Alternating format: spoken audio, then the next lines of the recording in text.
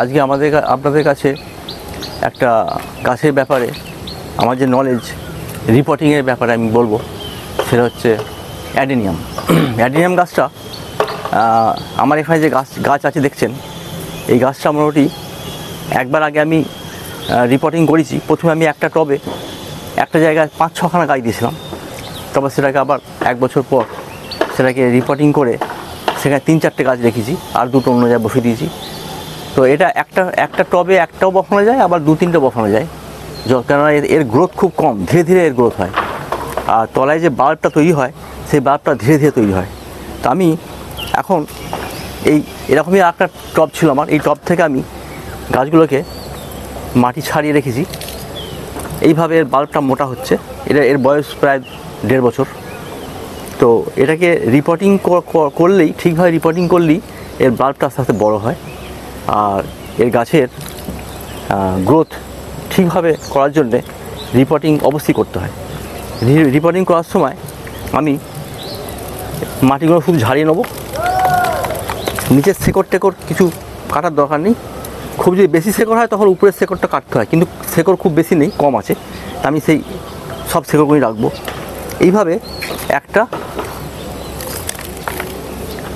এগুলো সব একটা টবই ছিল। এরপর আমি একটা টবে একটা করে গাছ লাগাবো, কেন গাছটার গ্রোথ আস্তে আস্তে হচ্ছে।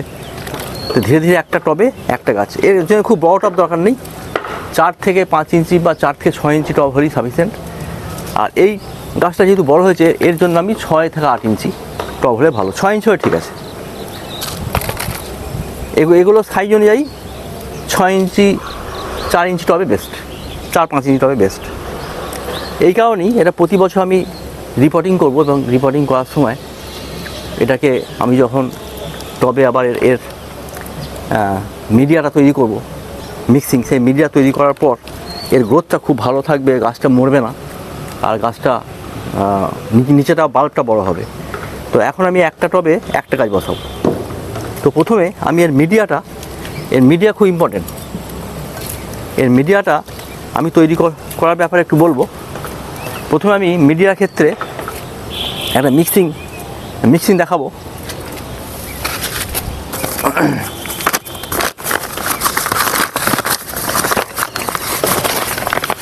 এখানে 30% স্যান্ড।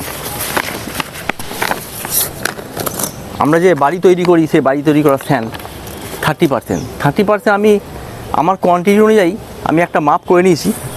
এটা আপনারা বেশি বড় মাপেও করতে পারেন। আমি একটা কাপের মাপ করেছি, এর জায়গায় আপনি একটা মগ রাখতে পারেন। যদি আপনার বেশি গাছ থাকে তাহলে আপনি একটু বড় বড় জায়গায় মিক্সিং করতে পারেন।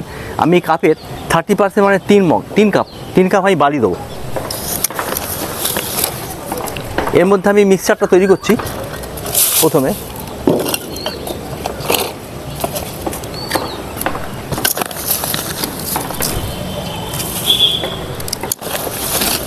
তিন কাপ বালি দিলাম।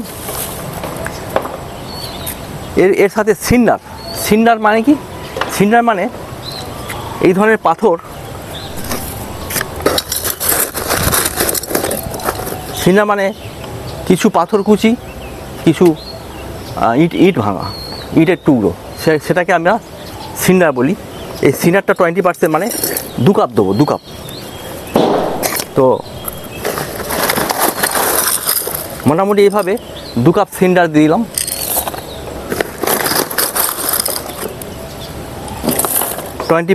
সিন্ডার মানে 2 কাপ সিন্ডার দিয়ে দিলাম। এরপর আমি দেবো 20% কম্পোস্ট সার।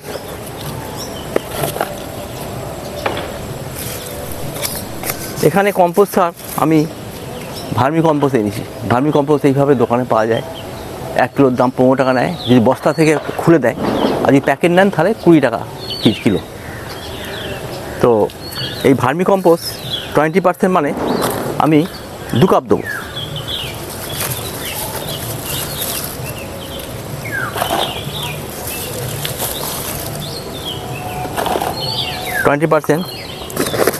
আর বাগানে গার্ডেন সয়েল 20%। গার্ডেনের যে অর্ডিনারি মাটি, সেটাকে আমি ভালো গুঁড়িয়ে মিহি করে রেখেছি। এই গার্ডেন সয়েল আমি দেবো 20%, মানে 2 কাপ। এই 2 কাপ দেবো গার্ডেন সয়েল।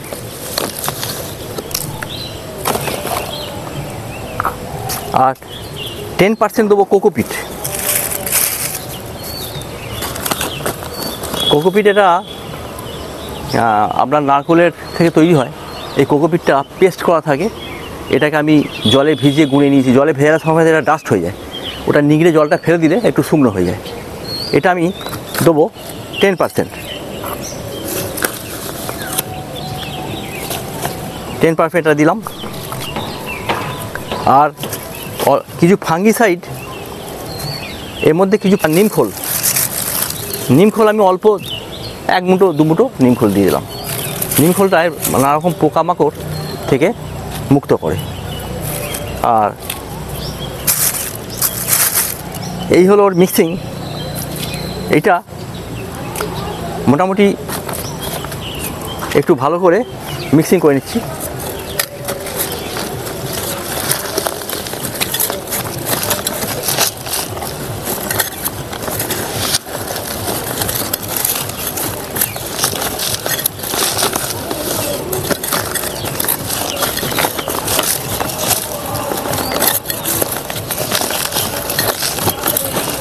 এটা কোনো একটা জায়গাতে মিক্সিং করলেই হলো। এখানে আমি পলিব্যাগে করছি, আপনি কোনো জায়গায় কোনো বালতি টালতিতেও মিক্সিং করতে পারেন। এবার আমি বড় গাছটাই নিচ্ছি। এটা ভালো করে মাটি ঝাড়ানো আছে। এটাকে নিচে দেখুন এর হোলগুলো, হোল খুব ভালো থাকা দরকার। দেখাচ্ছে হোল, এই হোলগুলো ভালো থাকা দরকার। এই হোলের উপরে আপনি খোলাম ছোটো ছোটো টব ভাঙা বা এরম ছোটো ছোটো পাথর, এরম ছোটো ছোটো ইট টুকরো আমি দিয়ে দিলাম, যাতে হোলগুলো একটু চাপা থাকে। তারপর 1 ইঞ্চি লেয়ারের বালি স্যান্ডের আগে আমি আরেকটা করছি। এই 1/2 ইঞ্চি ঢালাইয়ের পাথর পাওয়া যায়, এই পাথর আমি একটু নিচে 1/2 ইঞ্চি লেয়ার দিয়েছি।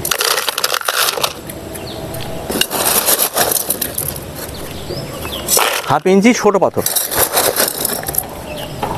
দিয়ে দিলাম। এরপর 1/2 ইঞ্চি থেকে 1 ইঞ্চি লেয়ারে বালি দিয়ে দিলাম, যাতে জলটা খুব ভালো করে ড্রেনেজ হয়।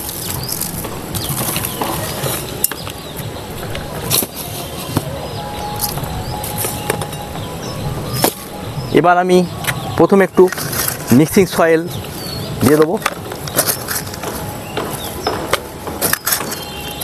অল্প মিক্সিং সয়েল দিয়ে দিলাম। দেওয়ার পর এটাকে আমি এইভাবে ঠিক সেন্টারে এইভাবে ধরে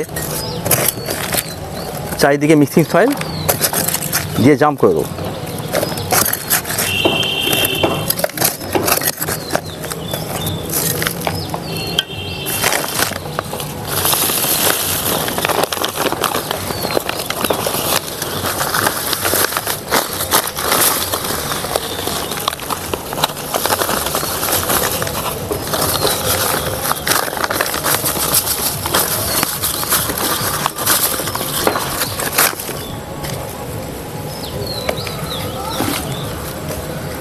এইভাবে মাটিটা একটু সাইড থেকে চেপে দিলাম।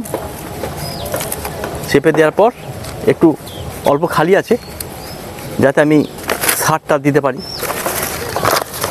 এবার এই দুটো গাছের জন্যে আমি এই ছোটো টবে লাগাবো। এটা 4-5 ইঞ্চি টব।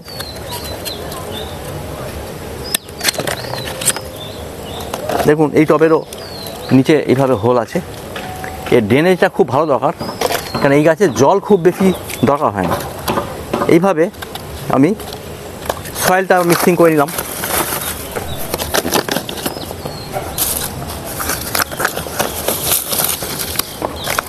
যেভাবে সয়েল মিক্সিং করা দেখিয়েছি, প্রথমে বালি 30%, অর্থাৎ 3 কাপ।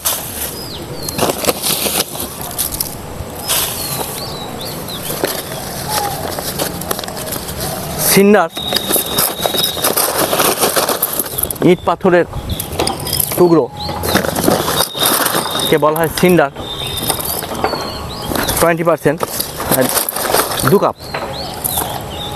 আর garden soil 20%, garden ordinary soil 20%, vermicompost 20%, 2 cup,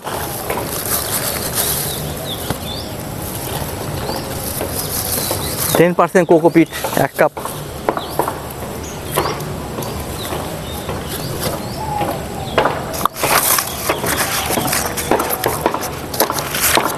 নিমখোল পরিমাণ মতো, নিমখোল 1 মুঠো। এইভাবে এটাকে মিক্সিং করে নিলাম।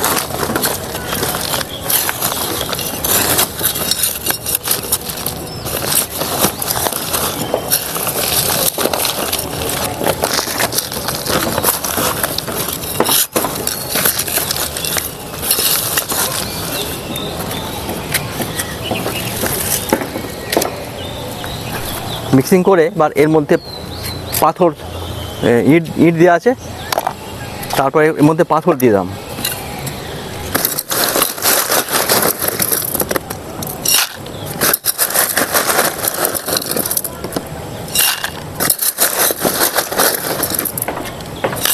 পাথর দিয়ে অল্প বালি দিয়ে দিলাম, তারপর গাছটা এইভাবে গাছটা লাগিয়ে দিলাম, দিয়ে এই মিক্সিং সয়েলটা চারিদিকে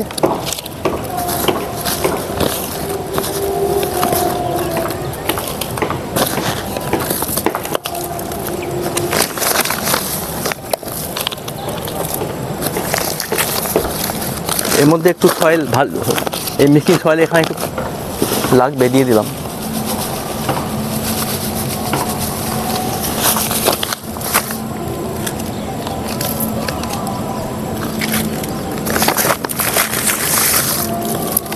এইভাবে একটু সাইডে চেপে দেবেন যাতে গাছটা সিধা হয়ে থাকে, জল দিলে হেলে না যায়। এরপর আপনি ভরপুর জল দিয়ে দেন, প্রথমবার ভরপুর জল দিয়ে দেন।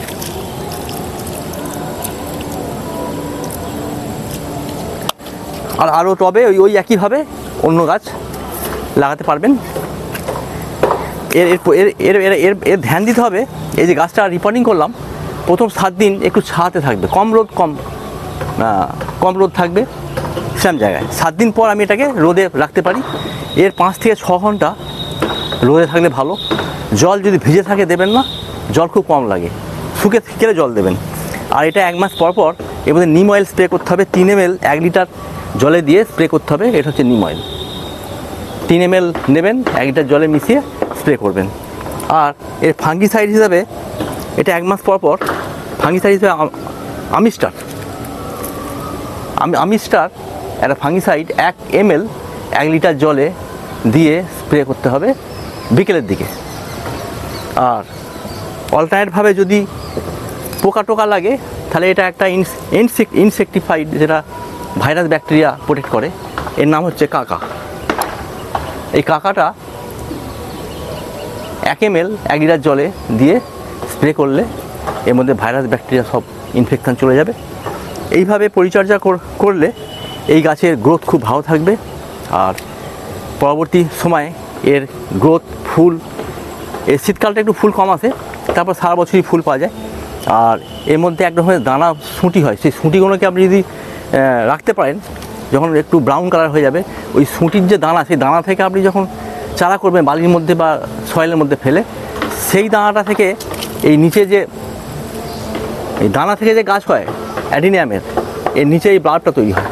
যদি আমি কেটে বসাই তাই বাল্বটা তৈরি হওয়া অনেক টাইম লাগবে বা এত ভালো হবে না। সেই জন্য সবসময় দানা থেকে এই গাছের রিপোর্টিং করলে খুব ভালো। এই হচ্ছে আজকের অ্যাডিনিয়াম পরিচর্যার ব্যাপারে বা রিপোর্টিংয়ের ব্যাপারে বললাম। ফার্টিলাইজারের ক্ষেত্রে আমি মিক্সিং সার দিয়ে দিয়েছি।